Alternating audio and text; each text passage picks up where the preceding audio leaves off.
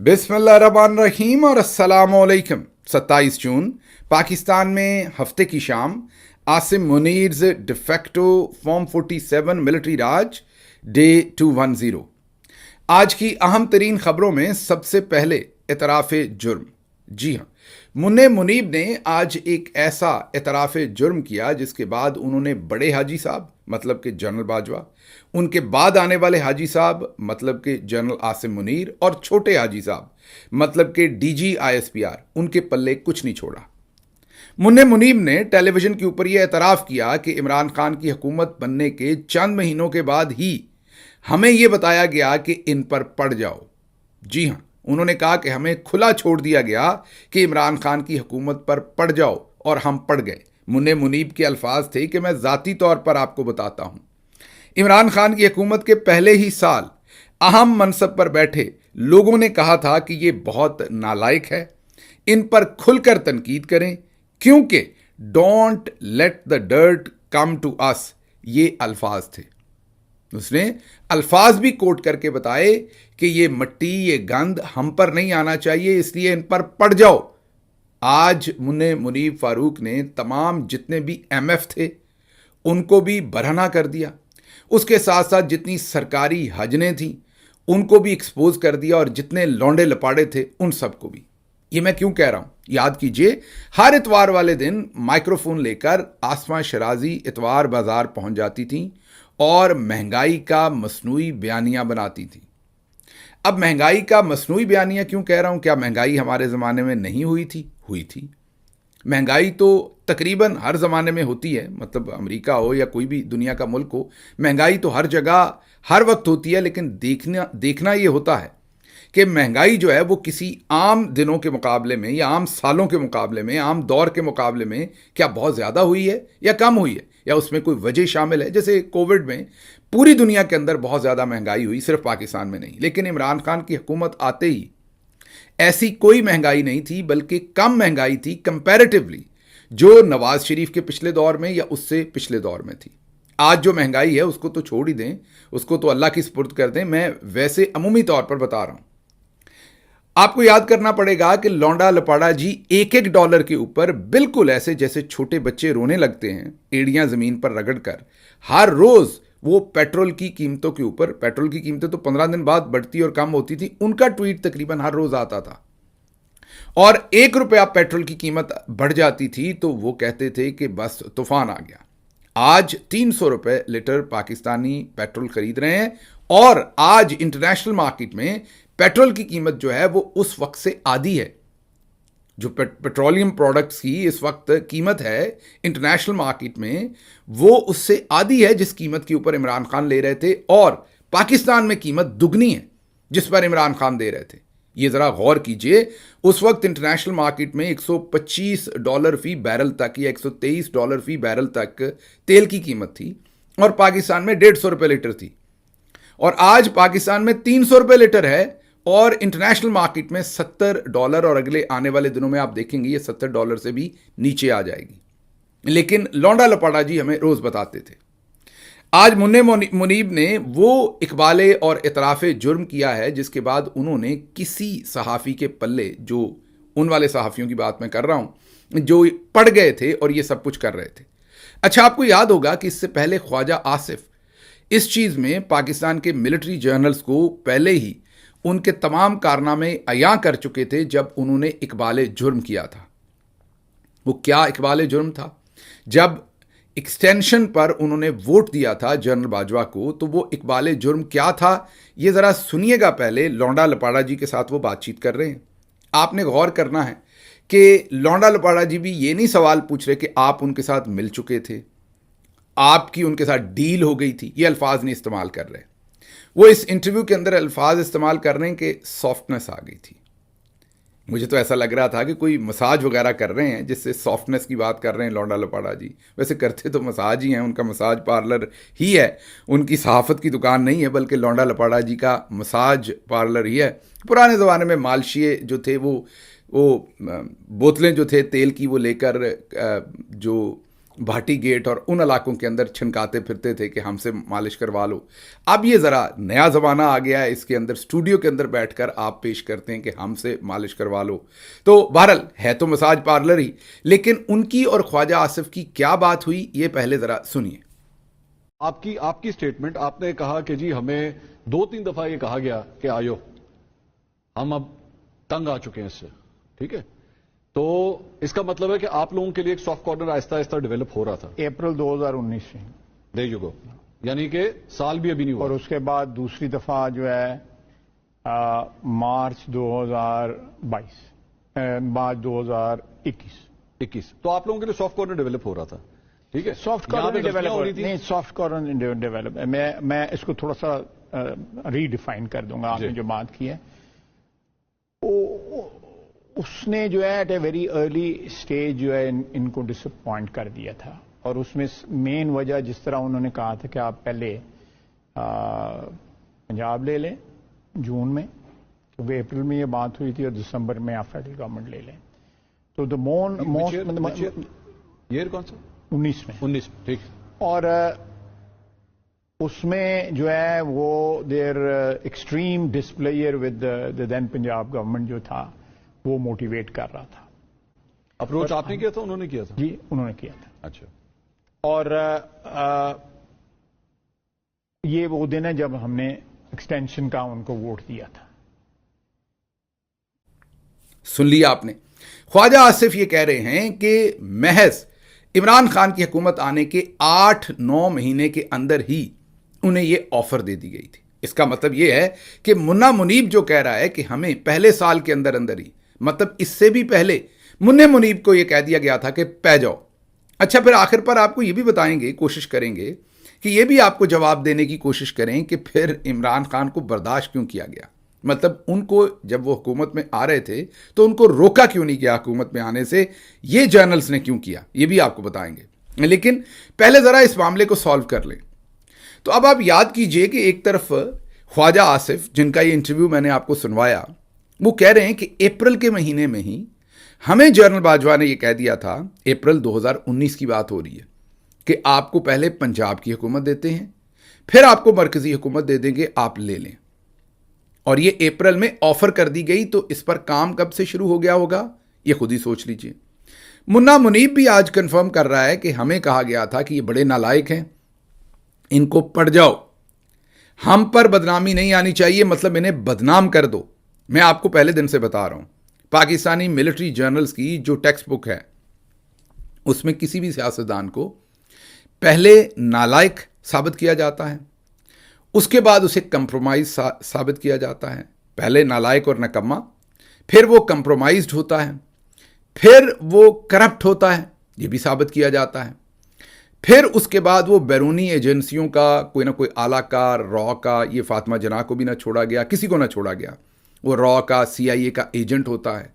फिर उसके बाद उसके जो मजहबी मामलात होते हैं वो ख़राब होते हैं, उसके ऊपर अटैक किया जाता है। फिर उसके जो जिनसी मामलात हैं उन पर अटैक किया जाता है, उसके अफेयर्स, उसके रिलेशनशिप्स, उसकी शादी इमरान खान के साथ तो तमाम हदूद क्रॉस कर दी जर्नल्स ने। इद्दत और निकाह के घटिया केसेस बनाकर आपको बताया कि ये अंदर से किस कदर गंदे हैं और गलीज हैं। उसके बाद आखिर पर उसके मजहबी मामलात के ऊपर भी अटैक किया जाता है कि उसका इस्लाम के बारे में मामला भी ठीक नहीं है।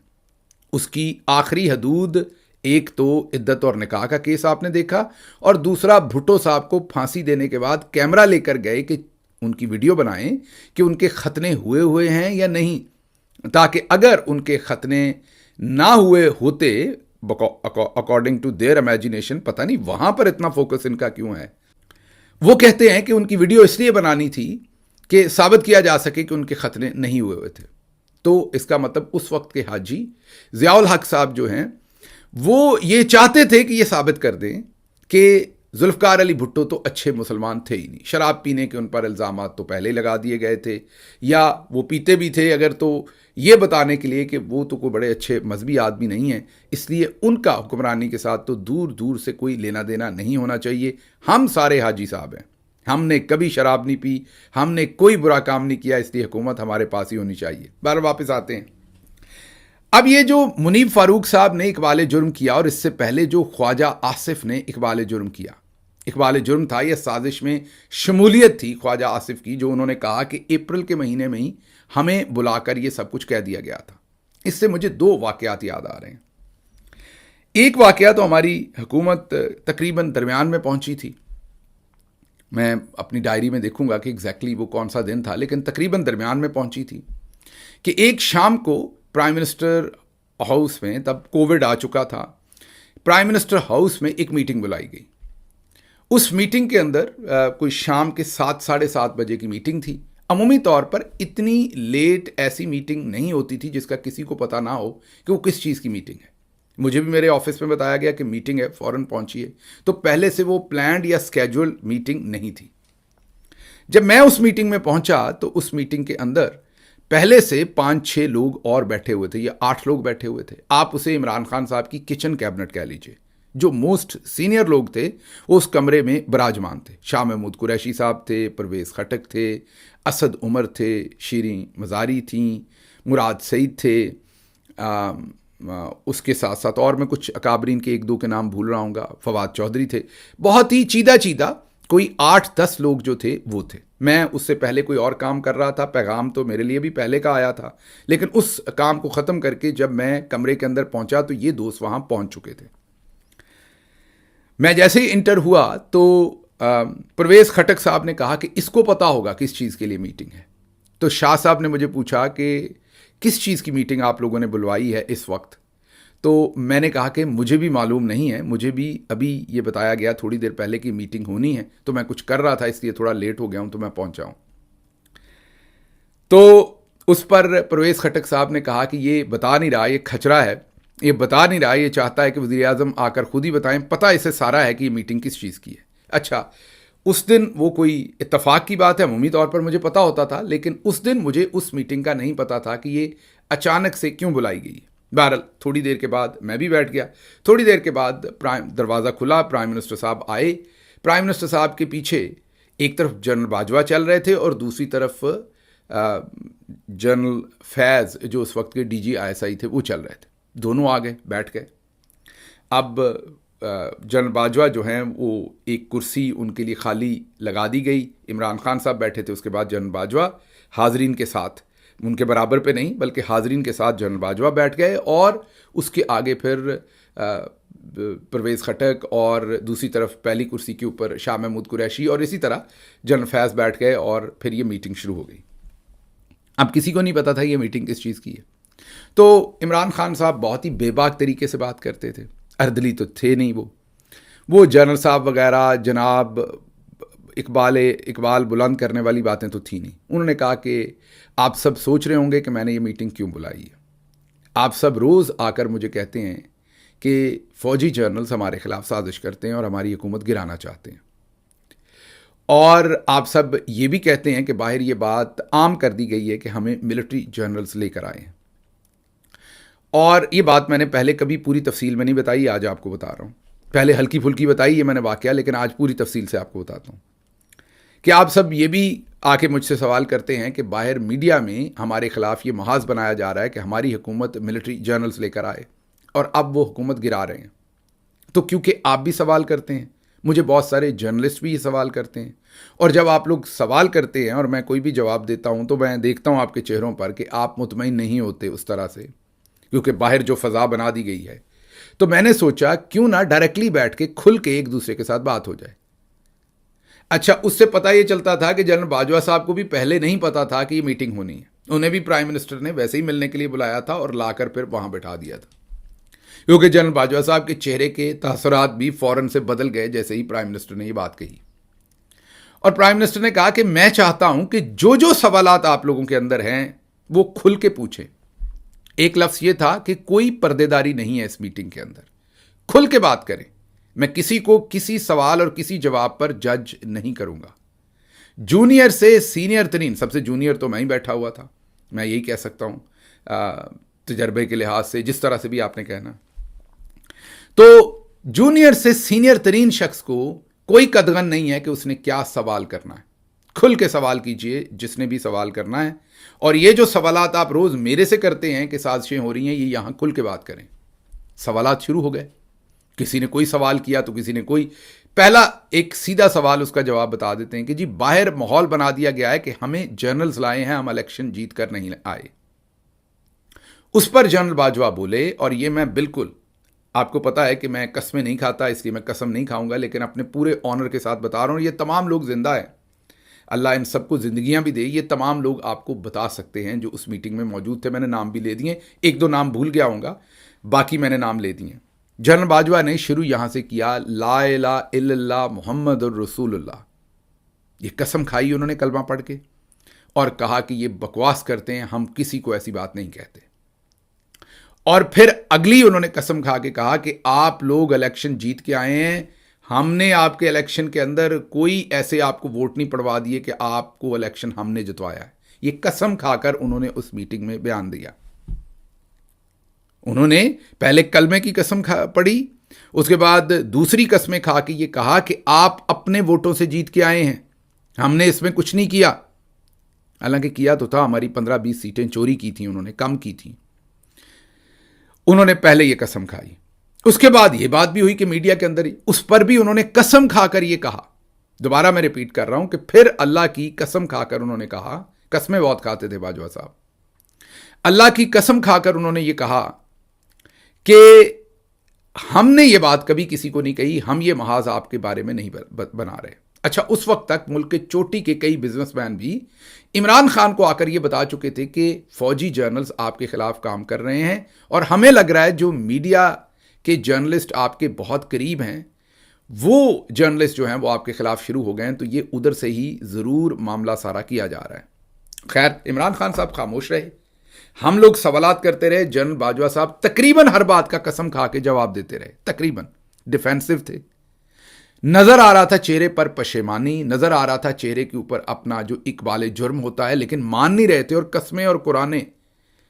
قسم اور قرآن اٹھا کر اپنی بات کو, یہ میں بار بار کہہ رہا ہوں کہ یہ سب لوگ بیٹھے ہوئے تھے, کوئی ایک جٹلا دے اس میٹنگ کی جو پروسیڈنگ میں آپ کو بتا رہا ہوں.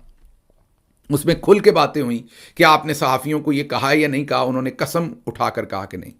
لیکن آج منا منیب یہ ثابت کر رہا ہے کہ چھوٹا حاجی ہو یا بڑا ہو, یہ کلمے کی قسم بھی جھوٹی اٹھانا مسئلہ کوئی نہیں ہے, قرآن کی قسم بھی جھوٹی اٹھانا کوئی مسئلہ نہیں ہے, اور وہاں پر یہ سب کچھ کیا گیا. تو یہ تو ایک میٹنگ آپ کو بتا دوں.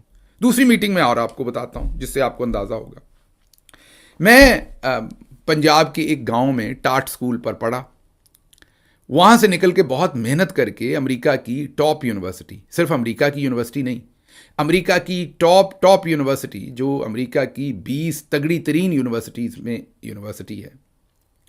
آپ سب نے اس کا نام اتنا زیادہ پاکستان میں اس لیے نہیں سن رکھا ہوتا, تھوڑا سا جو لوگ تو سمجھتے ہیں ان کو سمجھ ہے, جن کو نہیں سمجھ ان کو بتا دوں کہ جو ہارورڈ یونیورسٹی ہے, کولمبیا ہے, اسٹینفرڈ ہے, یہ بہت اعلیٰ یونیورسٹیز ہیں, لیکن یہ امیروں کی یونیورسٹیز ہیں, یہ پرائیویٹ یونیورسٹیز ہیں, اور ان کا سائز ایسا ہی ہے جس یونیورسٹی میں پڑھاتا تھا اس کا اور ان کا, کہ جیسے آپ کمپیئر کریں مالٹے کو اور تربوز کو. جس یونیورسٹی میں پڑھاتا تھا وہ سائز کے اعتبار سے تربوز تھا, اور یہ جتنی یونیورسٹیز بڑی بڑی امریکی یونیورسٹیز کے آپ کو نام پتہ ہیں, یہ ساری مالٹے کے سائز کی یا اس سے بھی چھوٹے سائز کی تربوز سے اگر آپ کمپیئر کریں تو. وجہ کیا ہے؟ وہ پرائیویٹ یونیورسٹیز ہیں, شروع سے اشرافیہ کی یونیورسٹیز ہیں. یہ سرکاری یونیورسٹی تھی, لیکن یہ انہی کے ہم پلہ یونیورسٹیاں جن کو سمجھا جاتا ہے, یہ 3-4 یونیورسٹیز جو سرکاری ہیں امریکہ کی, لیکن انہی یونیورسٹیز کے ہم پلہ سمجھی جاتی ہیں. ان میں یونیورسٹی آف کیلیفورنیا برکلے, جس سے شاید ذوالفقار علی بھٹو بھی پڑھے تھے, یونیورسٹی آف کیلیفورنیا برکلے, اس کے بعد یونیورسٹی آف مشیگن, اس کے بعد یونیورسٹی آف وسکونسن میڈیسن, اور اس کے بعد یونیورسٹی آف الینوائے اربانا شیمپین, اور ایک آدھ اور یونیورسٹی. یہ جو 4-5 یونیورسٹیز ہیں یہ سرکاری ہیں, بڑی یونیورسٹیز ہیں اور ہم پلہ ہیں. بتانے کی ساری بات یہ ہے کہ یہ سارا سفر کر کے وہاں تک پہنچا, اور اس کے بعد جب عمران خان صاحب نے جس کام پہ لگایا تو میرا اکثر امیج کیا بنا, بڑی بدتمیزی کرتا ہے, بہت سخت بولتا ہے, اور ان کو ذرا بد زبانی کم کرنی چاہیے. شہباز گل صاحب ویسے تو آپ مجھے بڑے پسند ہیں, لیکن آپ زبان بڑی سخت استعمال کرتے ہیں. اس کا جواب میں عمران خان صاحب سے جو میری آخری ملاقات ہوئی امریکہ آنے سے پہلے 2-3 دن پہلے ان کے گھر پر وہ کوئی 2 گھنٹے لمبی میری میٹنگ تھی رات کے وقت ان کے ساتھ. رمضان تھا تو رات کے وقت ہم مل رہے تھے, کوئی غالباً رات 12 بجے 12:30 بجے سے لے کے کوئی 2 بجے تک رات کے, یا شاید اس سے بھی لیٹ تک مجھے.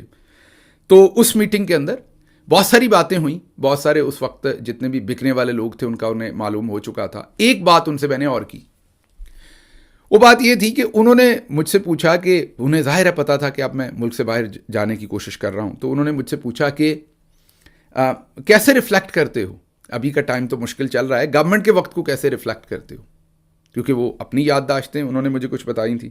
تو میں نے اس کے جواب میں انہیں کہا کہ میری اللہ سے دعا یہ ہے کہ ہماری حکومت کبھی دوبارہ واپس نہ آئے. یہ میں نے ان کے منہ پر بیٹھے, ہم دونوں بیٹھے ہوئے تھے, میں نے کہا. تو انہوں نے بڑا حیران ہو کر میری طرف دیکھا. میں نے کہا خان صاحب اس وقت کوئی 27 کیس ہیں جنہیں میں بھگت رہا ہوں, بلوچستان سے لے کے ہر جگہ پر, اور جانا پڑتا ہے روز. آپ یقین کیجئے کہ میں روز, جو لاہور میں کچہری کو کور کرتے ہوئے رپورٹر ہیں وہ آپ کو بتائیں گے, میں ہر روز عدالت میں ہوتا تھا, کیونکہ 27 کیسز تھے, کوئی نہ کسی کی ضمانت لگی ہوئی ہے, کسی کی عبوری ضمانت لگی ہوئی ہے, کسی کا کچھ لگا ہوا ہے. تو میں نے کہا کہ جی میں صبح اٹھتا ہوں, 8 بجے عدالت پہنچتا ہوں, 8 سے لے کے 12-1 بجے 2 بجے تک عدالتوں میں رہتا ہوں, اس کے بعد میں فارغ ہو جاتا ہوں. میں کھانا کھاتا ہوں, کچھ ایکسرسائز کرتا ہوں, کچھ چند دوستوں سے ملتا ہوں, زندگی بہت سکون میں ہے. تو انہوں نے غور سے میری طرف دیکھا. میں نے کہا خان صاحب خدا گواہ ہے, اگر میں آپ کی حکومت میں آپ کے ساتھ کام کرنے کا وقت اور آج کے وقت کا کمپیریزن کروں تو زندگی سکون میں ہے, نہ کسی کے ساتھ چک چک بک بک کرنی پڑتی ہے, نہ کسی کی سننی پڑتی ہے. تو میری دعا ہے کہ وہ وقت تو کبھی نہ آئے, یہ اس سے بہتر ہے یہ جس وقت میں سے گزر رہے ہیں, بھلے کیسز ہیں, بھلے برے حالات ہیں. تو یہ میں نے بات کیوں کہی تھی؟ یہ اس لیے کہی تھی جو آج منا منیب فاروق نے بتایا. میں کیونکہ اسپوکس پرسن کی پوزیشن پر گیا تھا. اب میرا ایک مسئلہ ہے, میں زندگی میں جو کرتا ہوں پورے دل سے کرتا ہوں, نہیں تو نہیں کرتا. جو کام کرنا ہے, جو کچھ کرنا ہے, پورے دل سے کرنا ہے. اب جب میں وہاں اترا, اب مجھے بتائیے میرا دل کرے گا عظمہ بخاری کے ساتھ بیٹھ کے پروگرام کرنے کو؟ Y would I do that? کوئی بھی بندہ, کوئی ذی و شعور انسان بیٹھ کے ان کے ساتھ پروگرام کرے گا؟ رانا ثناء اللہ صاحب کے لیول پر کوئی بندہ جائے گا جنہوں نے 1991-92 میں مریم صاحبہ, کیپٹن صفدر اور مریم صاحبہ کی مرحومہ والدہ کے بارے میں وہ باتیں کی جو آج بھی کوئی نہیں کر سکتا.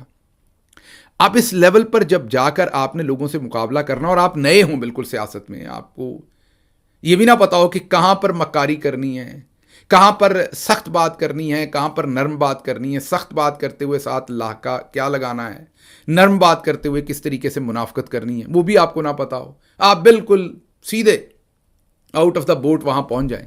تو ظاہر ہے یہ جو جنرل باجوہ نے آج بتایا ہے, منہ منیب نے خود, مطلب سبھی کو ہی ننگا کر دیا نا, کوئی چھوڑا تو نہیں ہے انہوں نے. شاہ زیب خانزادہ, انصار عباسی, آسمہ شرازی, غریدہ فاروقی, ابصار عالم, سلیم صافی, لونڈا لپاڑا جی, منصور علی خان, جاوید چودھری, اور بھی بے شمار. وہ ایک شاہ زیب, عادل شاہ زیب, کوئی ایک تھوڑی ہے, اور بھی بے شمار نام ہے. کئیوں کے میں نام نہیں لے رہا, چلیں چھوڑ دیتے ہیں.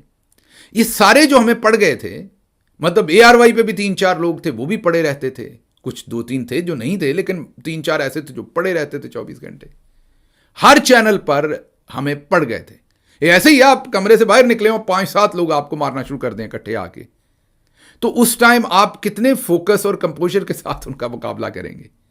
اور میڈیا کے, اچھا جو لوگ پرانے گھاگ تھے ہماری میڈیا کی ٹیم کے اندر, پہلے سے سیاستدان تھے, وہ رات کو ان کو مل بھی لیتے تھے. مجھے ابھی بھی یاد ہے, نام نہیں لوں گا, ایک بہت بڑے جرنلسٹ, ان کی بیگم بھی بڑی جرنلسٹ ہیں, وہ بھی انہوں نے ایک دفعہ کھانے پہ بلایا. جب میں وہاں گیا تو ہماری بھی میڈیا ٹیم کے لوگ تھے 2-3, اور دوسری طرف سے مریم اورنگزیب اور دوسرے لوگ بھی آئے ہوئے تھے. تو میں تھوڑی دیر کے بعد وہاں سے اٹھ کے آ گیا, کیونکہ میں یہ سمجھتا ہوں کہ یہ منافقت ہے کہ میں ان لوگوں کو کرپٹ کہوں یہاں ٹیلی ویژن پر بیٹھ کر یا آپ کے سامنے, اور وہاں ٹیبل پر ہی ہا کر کے کھانے کھاؤں اور انہیں اپنا دوست گردانوں. لیکن جو ہمارے دوسرے دوست تھے وہ سمجھتے تھے کہ سیاست میں دوستی رکھنی چاہیے. مطلب اگر آپ ایک دوسرے کو ٹی وی پہ برا بھی کہتے ہیں تو بیک اینڈ پہ آپ کی دوستیاں ہو سکتی ہیں, کوئی بری بات نہیں ہے. میں یہ نہیں کہہ رہا وہ غلط سمجھتے تھے, یہ آپ کو پتا ہوگا کون غلط ہوگا, لیکن میرے میں ہی کیپیسٹی نہیں تھی. میں 10 ظاہر ہے اس کے بعد میری ایسی جگہوں پر جگہ کہاں بنے گی, میں ایسے سسٹم کا حصہ کیسے بن سکوں گا. تو میں وہاں سے اٹھ کے آ گیا. تو واپس آتے ہیں, تو جو خواجہ آصف نے کہا, جو آج منیب فاروق نے کہا, وہ میں آپ کو یہ واضح طور پر بتانا چاہتا ہوں کہ پہلے دن سے حکومت کے اوپر یہ الغار تھی. عمران خان کو ایک دن بھی حکومت جو ہے وہ چین کے ساتھ مین کہ وہ فوکس کرتے پاکستان. آپ میں سے بھی کئی کہتے ہیں نا وہ بزدار کو لگا دیا, وہ فلاں کر دیا. بزدار صاحب کا میں بھی ناقد تھا, میں بھی کبھی ان کے حق میں نہیں تھا, لیکن اب جو کچھ سامنے آ رہا ہے اس سے آپ اندازہ لگائیے کہ میرے خیال میں تو پھر بزدار صاحب کو عمران خان صاحب نے ایک سیفٹی وال کے طور پر ہی لگایا تھا کہ چلو میرے کنٹرول میں تو رہے گا نا, کیونکہ کوئی اور لگ جاتا جن کو لا رہے تھے باجوہ صاحب, تو سوچئے عمران خان حکومت میں ہوتے اور پنجاب کا چیف منسٹر وہاں سے ان کی چھٹی کروا دیتا. مطلب ایسے حالات بنا دیتے جنرل باجوہ, جو ان کو کہہ دیا کہ پہ جاؤ, تو جب ان کے ہاتھ کا وزیر اعلیٰ آ جاتا تو عمران خان لاہور جا بھی نہ پاتے. احکامات کوئی دینے لاہور کے اندر کسی فائل کو روکنے, کسی ٹھیکے کو روکنے, کسی کرپشن کو روکنے کا کام تو ان کے پاس نہ ہوتا, وہ وہاں جا بھی نہ سکتے. جاتے تو وزیر اعلیٰ ملنے سے انکار کر دیتا, پھر کیا کرتے وہ. تو اس لیے یہ بحث کسی اور وقت کے لیے. لیکن آج منیب نے ایک دفعہ, ہمیں تو پتا تھا سب کچھ, لیکن آپ سب کے سامنے اس حقیقت کو بالکل عیاں کر کے رکھ دیا ہے, بالکل عیاں کر کے, کہ یہ سب کچھ اس وقت کیا ہو رہا تھا, کس طریقے سے پاکستان کے ملٹری جرنلز عمران خان کے آتے ہی ان کے پیچھے پڑ گئے تھے اور چاہتے تھے کہ گورنمنٹ گرا دی جائے. اور خواجہ آصف یہ مان چکے, آپ کو سنوا دیا کہ ہمیں اپریل میں ہی کہہ دیا تھا کہ حکومت آپ لے لیں. اور اب یہ تمام لونڈے لپاڑے, یہ تمام سرکاری حاجنے, یہ تمام ایم ایف جتنے ہیں, یہ سارے آپ کو ٹیلی ویژن پر آ کر بتا رہے ہیں کہ ہمیں کہہ دیا گیا تھا. تو ایک تو ان کی آپ دیکھیے کہ کتنی بے شرمی ہے کہ اپنے منہ سے مان رہے ہیں کہ ہم رینٹڈ تھے, ہم بالکل کرائے کے ٹاؤٹ تھے, ہمیں کہا گیا پڑ جاؤ تو ہم پڑ گئے. یہ بات انہوں نے تب نہیں بتائی. یہ مجھے ملتا تھا منا منیب بیچارہ, بڑا اس وقت تو بڑی مالش کرتا تھا, بڑی کوشش کرتا تھا بیچارہ. یہ الگ بات ہے, میری ایک بچپن سے پرابلم ہے, کوئی میری مالش کرے, میرے منہ پر میری تعریف کرے, میں انکمفرٹیبل ہو جاتا ہوں.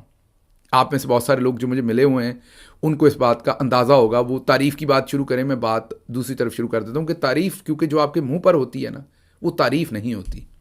واپس آتے ہیں اس بات پہ کہ آج اس سے آپ کو اندازہ ہوا کہ یہ سارے کے سارے ٹاؤٹ اس وقت کیا کر رہے تھے, کس طریقے سے $1 کا ٹویٹ یہ لونڈا لپاڑا جی کیا کرتے تھے پیٹرول کے اوپر. آج پیٹرول آپ کو بتایا آدھی قیمت پر ہے انٹرنیشنل مارکیٹ میں, یہاں دگنی قیمت پر ہے, یہ خاموش ہیں. چلتے چلتے آپ کو کوئکلی یہ بتا دوں, آپ کے ذہن میں آ رہا ہوگا پھر عمران خان کا راستہ کیوں نہیں روکا گیا. تو پہلے اس سوال کا تو چند دن پہلے میں نے جواب دے دیا تھا آپ کو تفصیل سے کہ عمران خان صاحب آئے کیسے تھے. 2008 سے 13 تک پیپلز پارٹی نے اتنی کرپشن کر دی کہ ان کا تو اپنا وہ تو خود بھی حکومت نہیں لینا چاہتے تھے. وہ اتنے بدنام ہو گئے تھے. کئی دفعہ پاکستان میں, پنجاب میں, دوسری جگہوں پر بیوروکریٹ زیادہ کرپشن جب کر لیتے ہیں نا تو خود کھڈے لائن پوسٹنگ لیتے ہیں, کیونکہ انہیں ہوتا ہے کہ اب اس پیسے کو ہضم کر لوں, پکڑا نہ جاؤں. تو دبا کے جب پیسہ سیزن لگا لیتے ہیں نا, اس کے بعد وہ کہتے ہیں جی مجھے وہ ایس ٹی بنا دیں, کھڈے لائن لگا دیں, تاکہ پھر وہ لٹکا کے منہ پھرتے ہیں جی میں تو مارا گیا.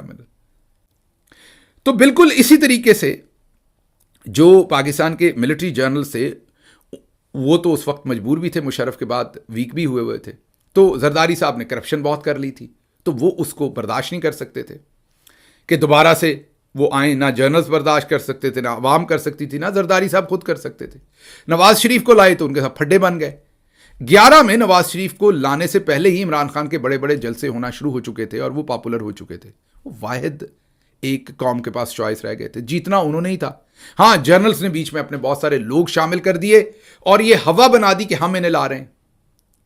اب یہ لا کیوں رہے تھے؟ کیونکہ خواجہ آصف بھی نیو یارک میں جا کے یہ بتاتا تھا اور جرنلز بھی یہ بتاتے تھے کہ عمران خان اسلامسٹ ہے, سیڈسٹ ہے, اس کو لائے تو آپ کی تباہی کر دیں گے. کیونکہ امریکہ وغیرہ سے انہیں وہ ڈیل نہیں مل رہی تھی جو چاہیے تھی.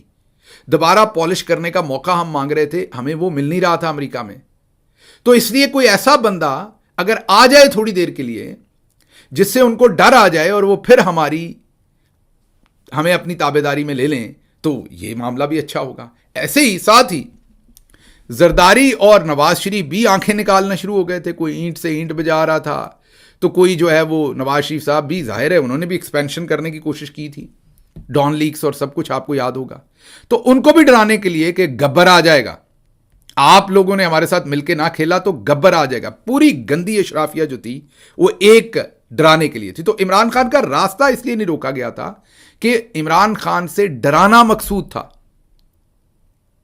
اور آخری دن آر ٹی ایس بٹھا کر ان کی 20-25 سیٹیں اس لیے چھینی گئیں کہ ان کی حکومت گرانی تھی, جو خواجہ آصف نے بھی بتا دیا, ان ٹاؤٹس نے بھی بتا دیا. آج عمران خان کی ایک جعلی جھوٹی تصویر بھی وائرل کی گئی، اس پر بھی بات کریں گے. کشمیر کے معاملات پر بھی پی ٹی آئی اور پی ایم جماعت اسلامی ملی ہے، سب باتوں پہ بات کرنی تھی، خبریں تھی ساری، موقع نہیں مل سکا، لیکن یہ ضروری تھا کہ میں تفصیل سے آپ سے اس پر بات کرتا. مجھے یہاں سے اجازت دیجیے. اللہ آپ کا حامی و ناصر ہو. پاکستان زندہ باد.